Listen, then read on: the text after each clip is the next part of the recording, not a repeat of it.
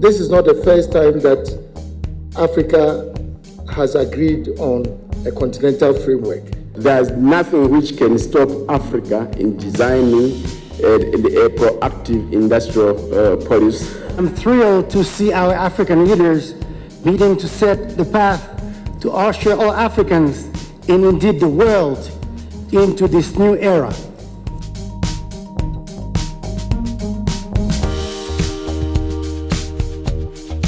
What is remarkable is that this economy has been growing in spite of the bottlenecks. We still had a lot of bottlenecks.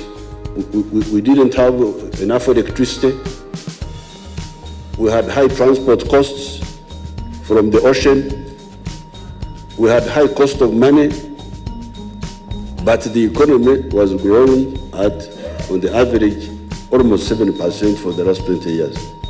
L'Afrique est en effet trop divisée, trop balkanisée.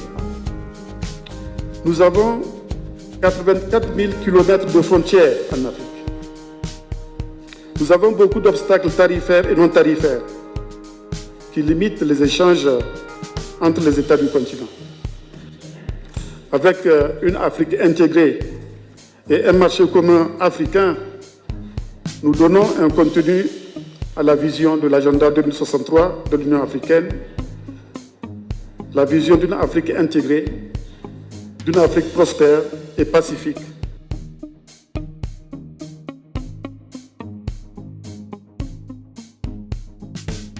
The CFTA is not an end in itself.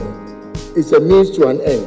And in actual fact, it is the beginning of the process towards arriving at an African economic community, which is our ultimate goal. The first major task that we need to undertake is advocacy.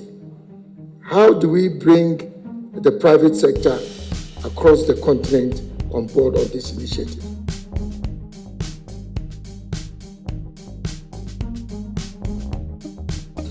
Private sector has a big role in consultation and coordination with the government. It's a bridge between the policymakers and those who have all the details. For Africa to trade each other, governments need to understand the private businesses' needs. Instead of building 30,000 kilometers of rail or road, if we simply build 3 kilometers of runway, we can connect people and goods in Africa. That is cheaper and that's also quicker. And import-export can stay within the African soil.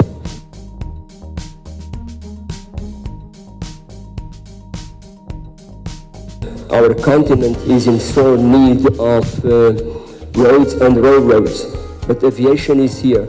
Aviation can provide the means of connectivity that the continent needs if we lift regulations.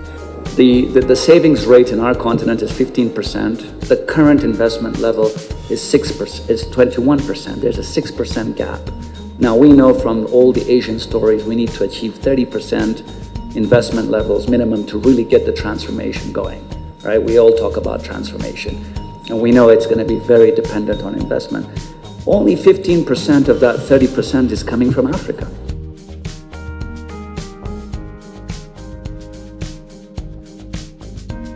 We do not buy the narrative that Africa cannot industrialize. Africa has to learn to industrialize. When you look at the history of industrialization, it was on the basis of a proactive industrial policy. We are working with the African Export-Import Bank to create a pan-African finance system. And this will make it easier for business to really do transactions without any major risks. The greatest opportunity for realizing our growth potential lies, of course, in Africa to trade and do business with itself. The current world market is dominated by the US, European Union, and China, but change is about to come.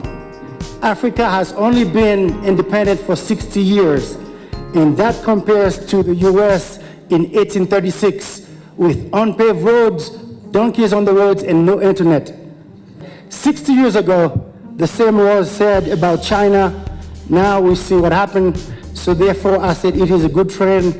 If people say that about Africa, we are in good company. Il faut une vraie stratégie pour l'Afrique. Les Chinois ont une stratégie pour l'Afrique, tous les pays européens ont une stratégie pour l'Afrique, les États-Unis ont une stratégie pour l'Afrique.